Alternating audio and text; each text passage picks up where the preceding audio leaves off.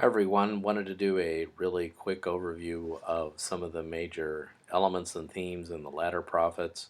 A lot of this is covered in more detail in Brueggemann's chapters for this week, but I just wanted to give you an overview.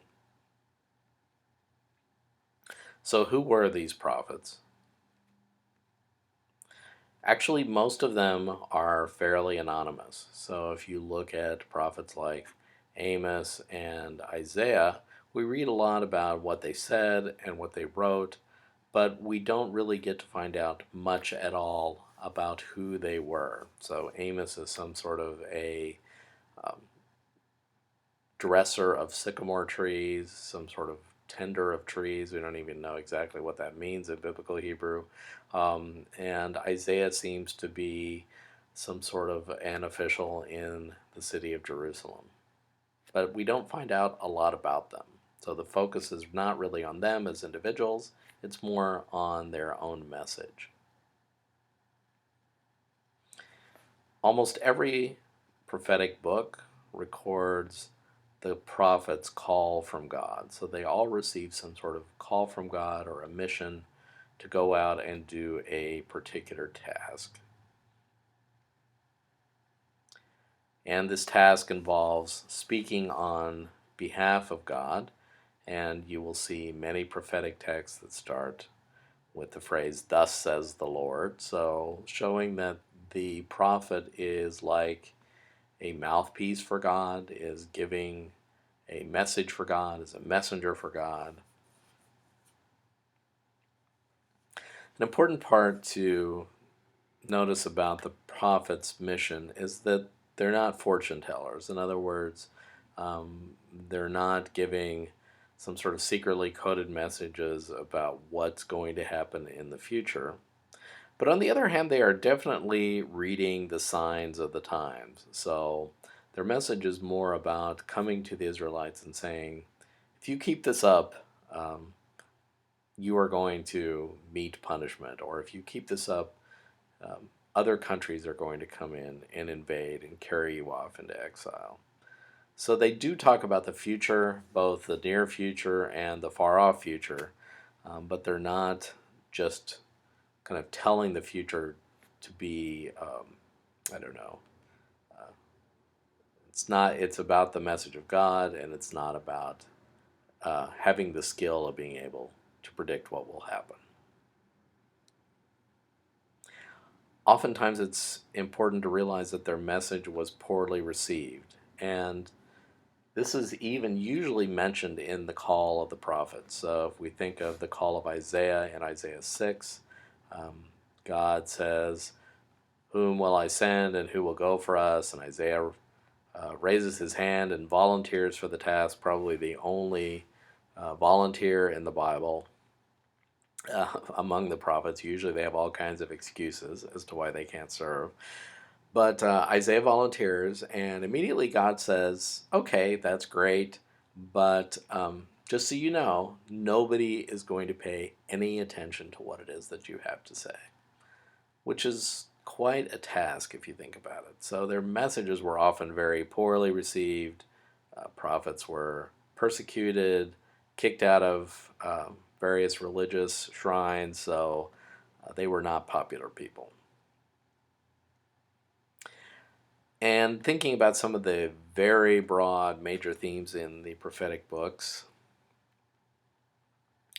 oftentimes the prophet is focused on what is called the day of the Lord, or as Brueggemann refers to it, the end of the current order, or the end of royal consciousness, which is a topic that he spends quite a bit of time on. Now, we might think of the day of the Lord as sort of a scary thing, a day of judgment ahead. And if you're an oppressor, it's supposed to be a scary thing. It means that God is going to come and intervene in a situation and dictate that justice be done. However, if you are an oppressed person, this seems more like the Exodus, or the day of deliverance from your oppression. So the day of the Lord might be something that you look forward to with dread, or it might be something that you look forward to with anticipation. So it's both sides of that coin. The prophets talk a lot about social justice, treating people fairly, not oppressing aliens or the poor, or widows, not cheating people. So these are all important topics within the prophetic text. They spend quite a bit of time focusing on Israel's lack of fidelity to Yahweh, um, so condemning idol worship or improper worship or worship that seems to be all action but no intent. So an emphasis on worship that is properly focused on God. And as Brueggemann points out in the second chapter you are reading for this week, there is a lot of encouragement and new hope in the prophets too. So if you would read through the book of Isaiah, it's almost like whiplash. You'll have one chapter of raging condemnation, and then the very next chapter will be one of beautiful hope and a description of the new thing that the Lord is doing among the community. And I think it's important to hold these two things in tension.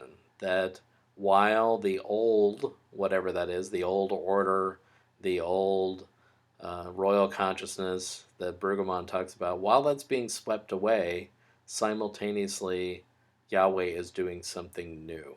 So there's this both andness to the prophetic message, and we can't lose track of either piece, or we end up in a place that the author doesn't want us to be.